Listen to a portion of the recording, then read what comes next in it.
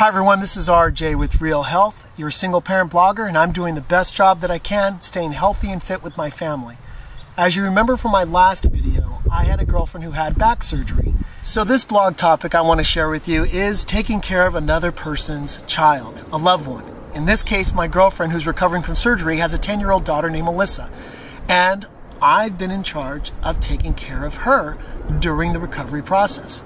First off, let me tell you a little bit about Alyssa.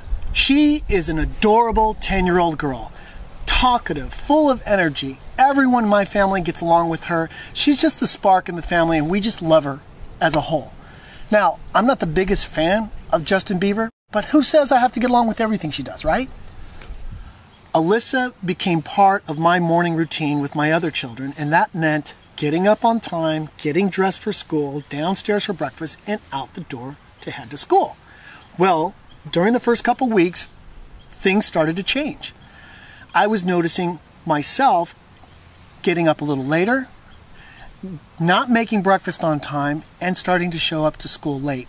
And I had this epiphany, this aha moment, and what made me think that things were getting out of hand, well,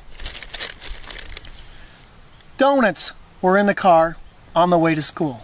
We were getting to school late because we're eating donuts. This is so far away from who I am, and I realized at that moment, I stopped being a parent and I started being a friend to this 10-year-old. This 10-year-old is running the show.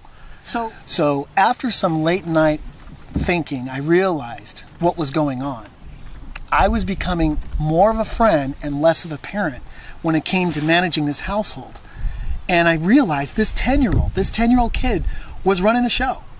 And it came to the point where driving to school one morning, late of course, she wants to have donuts. And what did I do? I said yes. I don't even like donuts. Well, actually I do, but that's not the point. The point is, here I'm starting to be the friend and not the parent. And I realized I had to get control of the situation, and I needed to learn how to say no, draw the boundaries with a child that's not mine, and say no without being hurtful or mean. And this is how I did it. Remember this, TLC. TLC. Not tender loving care. It's tone, listen, and consistency. Tone, listen, consistency. Tone, for example, is as a parent, you need to know what type of tone you are communicating to the child. For example, Alyssa didn't know any different when I was asking her to do something because she relates to me as a play date, someone who's funny, and I'm always using these funny tones.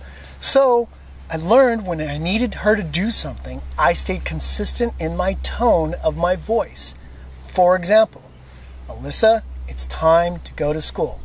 Not, hey Alyssa, it's time to go to school.